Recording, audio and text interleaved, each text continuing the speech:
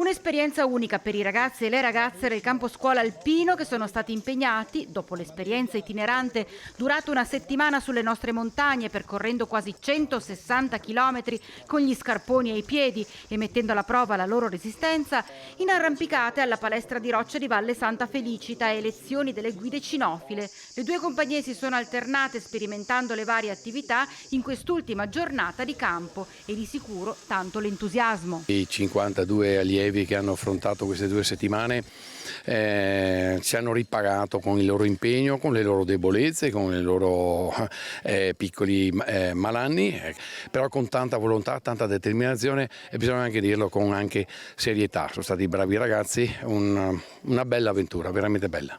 Vice direttore acquisto, qui proprio in questa giornata si stanno cimentando nell'arrampicata, ma si stanno cimentando anche in tutta un'altra serie di attività legate alla montagna e c'è uno spiegamento anche di forza importante. Esattamente, questa giornata, vista l'importanza e la tipicità della disciplina, abbiamo ottenuto la collaborazione di un certo numero di collaboratori del CAI e delle forze armate, in fattispecie 4 alpinisti del plotone alpieri del 7° reggimento alpini, per cui abbiamo quasi un rapporto di un istruttore con un allievo per agire proprio nel massimo della sicurezza.